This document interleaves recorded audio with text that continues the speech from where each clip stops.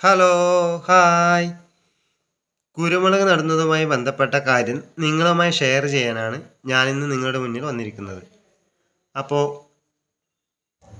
ഇതാ, ഇത് ഞാൻ 1 വർഷം പ്രായമുള്ള കുരുമുളക് തൈയാണ്. ഞാൻ കുരുമുളക് തൈ പടർത്തിയിരിക്കുന്നത് ശീമക്കൊന്ന തണ്ടിലേക്കാണ് പടർത്തിയിരിക്കുന്നത്. അപ്പോൾ നമ്മൾ നടാൻ ഉപയോഗിച്ചത് നിലത്തോട് ചേർന്ന് വളരുന്ന ആര്യങ്ങളുടെ ചെടി, ആരോഗ്യമുള്ള വള്ളികളാണ് തിരഞ്ഞെടുക്കേണ്ടത്. കുരുമുളക് നടുമ്പോൾ വെള്ളക്കെട്ട് ഇല്ലാത്ത സ്ഥലത്ത് വേണം നടാൻ വേണ്ടിയിട്ട്. താങ്ങുമരത്തിന് അമിത തണൽ ഉണ്ടാക്കരുത്. വാട്ടരോഗം, ദ്രുതവാട്ടം എന്നീ രോഗങ്ങൾ കണ്ടാൽ ഉടനടി നിയന്ത്രണ മാർഗങ്ങൾ സ്വീകരിക്കേണ്ടത് അത്യാവശ്യമാണ്. ജൂൺ മാസമാണ് വള്ളി നടാൻ പറ്റിയ സമയം.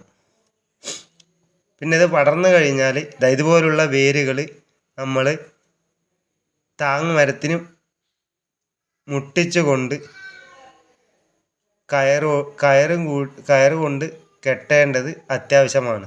എങ്കിലേ അത് പെട്ടെന്ന് മുകളിലേക്ക് പടർന്ന് പിടിക്കുകയുള്ളൂ.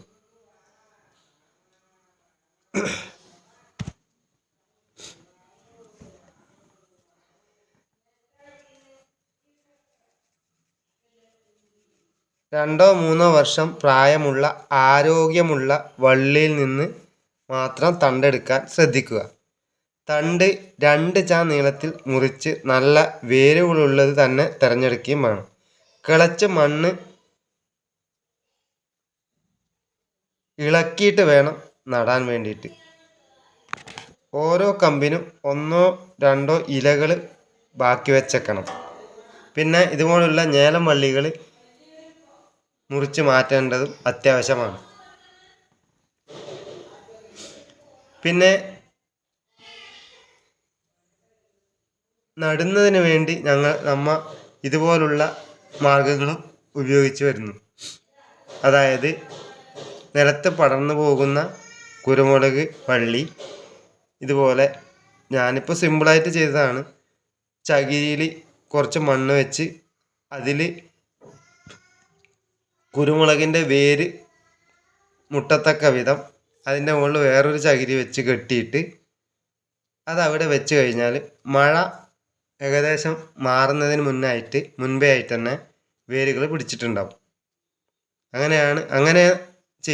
ഇങ്ങനെ ചെയ്താൽ എത്രയും പെട്ടെന്ന് വള്ളി പിടിച്ച് കിട്ടാൻ അത്യുത്തമമാണ്. ഇങ്ങനെ വള്ളി പിടിച്ച് കഴിഞ്ഞാൽ പെട്ടെന്ന് കുരുമുളക് പിടിച്ച് കിട്ടുകയും ചെയ്യും. 1 വർഷം കൊണ്ട് തന്നെ ഇങ്ങനെ നട്ട് കഴിഞ്ഞാൽ ഏകദേശം 1-2 വർഷത്തിനുള്ളിൽ തന്നെ നമുക്ക് കുരുമുളക് പറിച്ചെടുക്കാൻ കിട്ടുന്നു.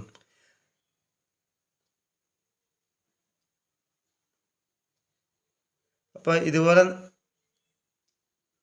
ചകിരിയിൽ വെച്ചതിന് ശേഷം ഏതാണ്ട് മുള വന്നതിന് ശേഷം ഇതുപോലെ ഇത്ര സ്ഥലത്തു നിന്ന് മുറിച്ച് നമുക്ക് ഇത് വേർപെടുത്തേണ്ടതാണ്. ഇങ്ങനെ വേർപെടുത്തിയതാണ് നമ്മൾ നടാൻ ഉപയോഗിക്കുന്നത്.